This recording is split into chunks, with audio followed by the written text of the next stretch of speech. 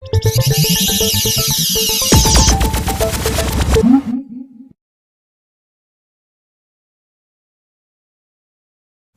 I'm Matt Gallagher, Deputy Editor of What Digital Camera magazine.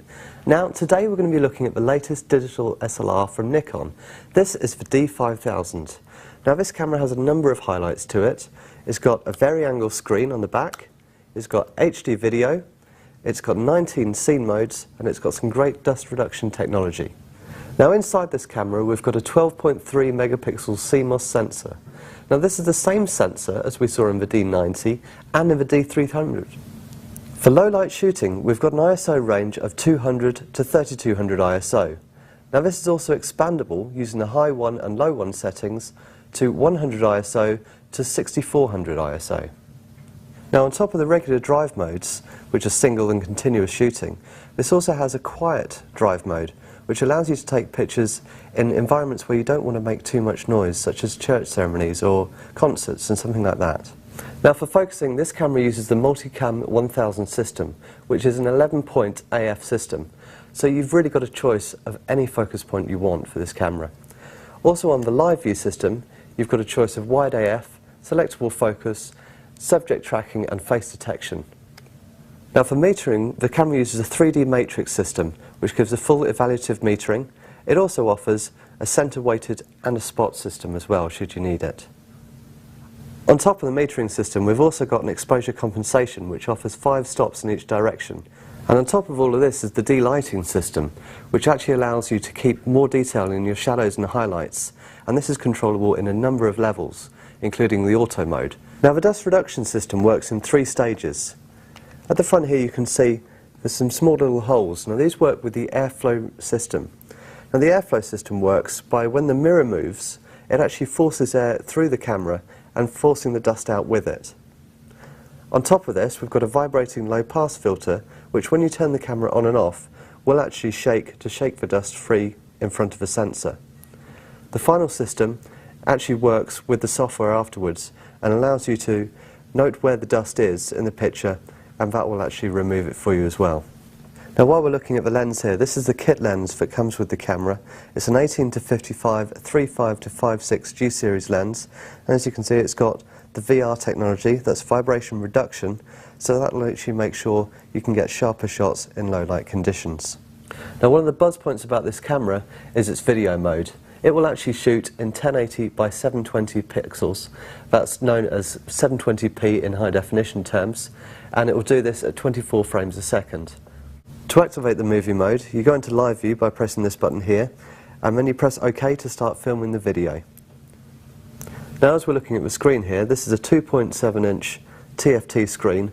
It's 230 dots, and as you can see here, it will actually turn all the way around, so we can view it in lots of different angles, which is great if you want to go for low angle shooting, or even if you want to go up for high angle shooting in that direction. Now, the only downside to this vari-angle screen is the size. This is a 2.7-inch screen as opposed to the 3-inch screens we're getting on quite a lot of the models these days. And also in terms of resolution, this is 230,000 dots, whereas with some of the latest models we're seeing up to 930,000 dots, so the resolution is a lot lower. Now, looking at the handling of this camera, it is still quite a small build, but it does feel a lot chunkier than some others. If you look on the grip here, we can actually get all of your fingers around there without the bottom finger falling off, and that's really handy, and that's a good grip on the camera we can get there. And it does feel nice and chunky. It's slightly heavier than some models, but that does actually help it out as well. And on the back you can see where the thumb grip comes here. We've got a nice firm grip on the back as well. So when we're holding this camera, it feels nice to use. Despite the small size of the camera, the buttons are quite well laid out. They're nicely spaced and they're a good size, so there's no danger of you hitting 2 buttons at the same time when you try and press them quickly.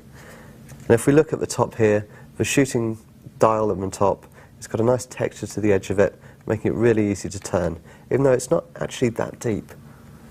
And then on this side here, we've got our live view button, and we've got our full-way menu controller, and that controls your autofocus, and it will take you through the menu systems, and that's really nice and easy to use as well. Another great thing about this camera is the shooting display we can see here. This actually helps new users to understand what they're seeing and what they're shooting. This on the side here, we've got an aperture display, so that's actually as the aperture would be shooting at f11. Now in terms of performance, the AF system in this camera works really well. The 11 points are great for finding any subjects you want, and it's also got a central focus point which is a crosshair, so that works really hard at getting the focus at any light conditions. Unfortunately, when you move into a live view mode, it's using contrast detect. Now this does still lock on very capably, but unfortunately it doesn't lock on quite as fast, so it is easy to miss some focusing on that case. For shooting video, this camera is very capable. The images look exceptionally crisp, and even though it's shooting at 720p as opposed to the 1080p as offered by some other cameras, it still looks great, and you really have to blow it up very large to see the difference between those two.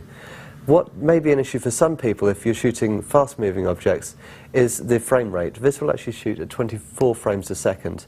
Now, ideally 30 frames a second is the best one to have here, but then again, for this level of camera, it's actually doing really well. Images from this camera appear bright and zingy, with a great tonal range, which really benefit from the de-lighting system to maintain shadow and highlight detail. The metering system does tend to slightly underexpose, but this is often preferable to overexposure and losing some detail. Low light shooting is handled very well, with very little noise throughout the ISO range. Even at the expanded high 1 setting, equivalent to 6400 ISO, the noise, though apparent, is still handleable. Sharpness and detail is very good, even at high magnification, but it is the RAW file that has the edge over the JPEG. With a smoother histogram and bolstered blacks, it gives a crisper image and gives much more room for adjustment later. In terms of value for money, this camera has a recommended retail price of £720. Now in current climates that does seem slightly expensive, but that's mainly because all of the other camera prices have been slashed massively by the retailers. Now what it does unfortunately mean at the moment is that you can buy the next model up from this camera for around the same price, if not slightly cheaper, which does beg the question, why would you spend money on this model? Well, apart from the vari-angle screen and the added features it's got, it is still a great camera. But what we'd like to see is this to come down another £100 maybe, just so it slips in terms of where it should fit in the marketplace. So in summary, this is a lovely little camera. It takes some great pictures, we love the screen and we love the movie mode. Overall, we've given this 90%.